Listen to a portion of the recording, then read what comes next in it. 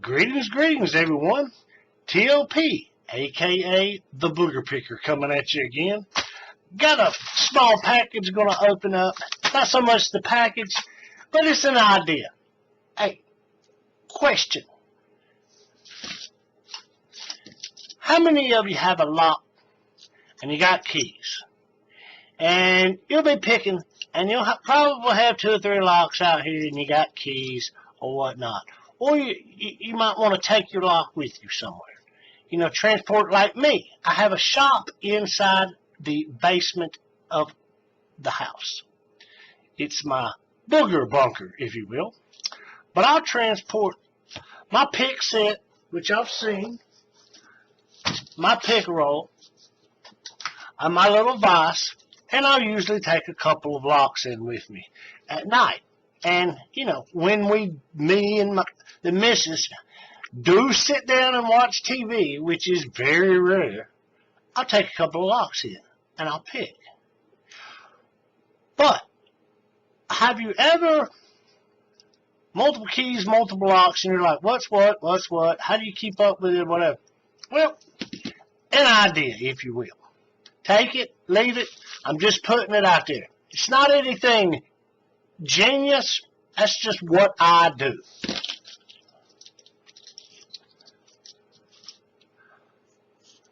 Split key ring, small length of chain with another split key ring to the lock. And the reason I do this, now most people just put the key in there and that's fine, but we know that the keys do fall out. This way you're not going, if it falls out, you're not going to lose it. But me, I don't know about some people, but I have inside my shop, I have a pegboard on the wall. And I've got hooks in it, padlocks hanging on it. And I don't have that many because I've not been doing this very long. But you all know, as you begin to pick locks, you also, hand in hand goes collecting locks. I mean, the two go together. But I have a pegboard with hooks and locks hanging on it. And in order to keep these keys so I don't lose them, get them mixed up, or none of that, that's just my way of organizing. Makes sense? But that's where this comes in. And I'm going to show you how I do this. It's nothing hard. It's basic, simple video. But here's the package I ordered. I went on eBay first off. Whew, those are a little bit bigger than I expected, but that's okay. They'll work. But I went on eBay to see if I could buy. Here, let's zoom in just a drop. I went on eBay. Here, we'll go ahead and open this up. But I went on eBay to see if I could find these. You know, a package like this. I feel like Sonic the Hedgehog. I dropped all my rings. But I was like, I know I could find a package of a bunch of these, right? On eBay. And I started thinking, well, maybe I can get them down at Lowe's. You know, so I went on Lowe's. No, Lowe's sells you like 1 or 2 of them for like $2, $2.50. And I'm like, well, that's not. But you can go on eBay. You could probably go on Amazon, but I went on eBay and I found this bag, and it's supposed to be 50 of them. Obviously, I haven't counted to make sure, but it was fairly cheap, and you know you can find them on there. Now, obviously, you're gonna want some that are big. That way, they'll go around that shackle. I seen some that had 100 of them for sale, but they were little tiny ones, and I'm like, that may not go around some of the shackles, especially if you start getting some of these more robust shackles. It's not going to go around it. So I made sure I got some. I didn't know they were going to be quite that big, but no matter, they'll work. I wanted to make sure that no matter what size I got, they would work on, you know, any lock that I may come across, right? So there we go. And I already had some of this out here in my shop. It's basically chain. Not sure what gauge this is, but I had a big long piece of this, and I used most of it. And I ran out of rings, hence why I ordered some more. And I've been waiting for them to come in, which they did. They just came in, hot off the presses, but straight out the mailbox. But I went the other day and I bought me some chain. I found some just like this. That way, uniformity. I was in the military and we like things uniform. I don't want a whole bunch of different. I want them all to look the same, so to speak. So it looks nice and neat. But if we can see this, most of you are probably familiar with this chain. It's not going to focus in on it. Here, let's lay it across my hand. But if you look, the links they're unwelded. They're not welded, and it's nickel-plated steel or whatever metal it is.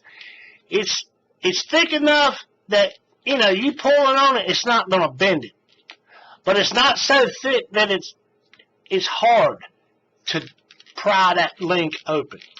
And I did a lot of them. This one right here, I've done some of them so far, but I haven't done every lock I have in my collection. I probably got about 25, maybe 30. I doubt it. 25, close to pushing 30 different locks, and most of them are old basic, little small suitcase diary type locks that I have come across. Some are, some warded master locks, and my transparent lock, and a couple of master locks and things like that. Most of my actual locks that we're going to pick, I haven't done anything with them yet because I still practice on picking them. The ones that I don't practice with so much, they're actually on the lock wall. But basically, what did it do? I went, like I said here, I'm kind of all over the place. The chain itself, I went the other day, I went down to Lowe's and I got some. And I'm going to assume that it's number 16. It's probably like 16 gauge, maybe. I don't know. But it's 15 feet of this stuff. And I took this little piece with me just to compare what I was going to get to make sure it was the same stuff. And this was like 10, 11 bucks. I forget exactly how much it was.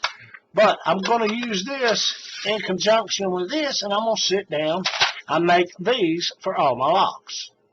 Makes sense. Now, the little tiny itty-bitty locks, I may not use these big, huge rings and this chain. I'll probably do something a little smaller, but no matter. Like I said, this is not a hard process. The first couple of ones I did here, let's get this one out. I got this one. This is one I haven't been able to pick this one yet. This one's boogering me up. Goes in the booger bucket. Most people know it as the naughty bucket. Now, the booger picker, he has a booger bucket over here in his booger bunker. But, yeah, what I'll do is basically, this one's already got a ring, but just to make it uniform, I'll take this ring off.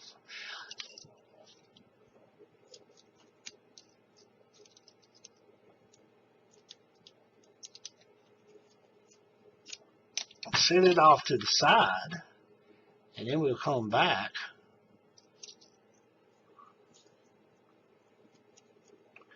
We'll put these on here. Okay. Then,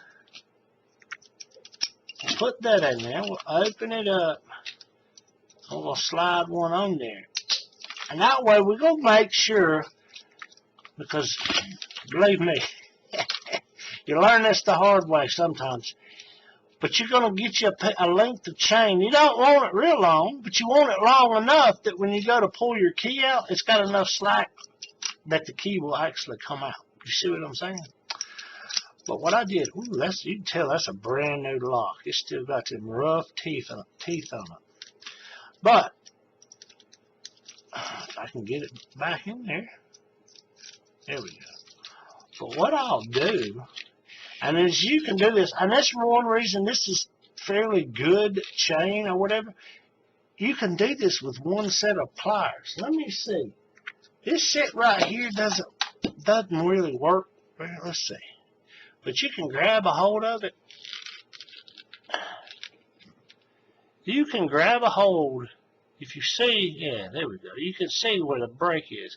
But you can grab a hold of that top part of that link. You can actually hold the other part of it with your bare hand and just kind of pry it open just a little bit. Just enough. And so that's one reason I like this. It's strong enough that it's not going to get pulled apart if you snag it on something, but it ain't so strong that, you know, you got to take 2 pliers and all that. It works just like this. You can put it on there, and then you can bend it back. Of course, you know, you could bend it back in there. Or you could, you know, I could have put it on the split ring. Either way, it'll work. Now, doing this doesn't always want to work very well. Yeah. And you just pinch it back on there. And then, like I said, you want to make sure this is the part. You just want to make sure you got enough length in there.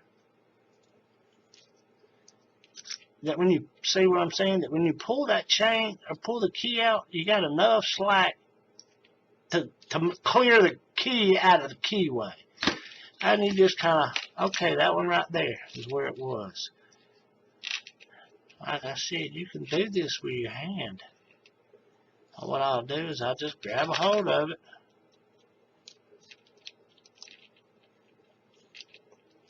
Yeah, these pliers, they don't work very well. I need my other pair of needle nose pliers.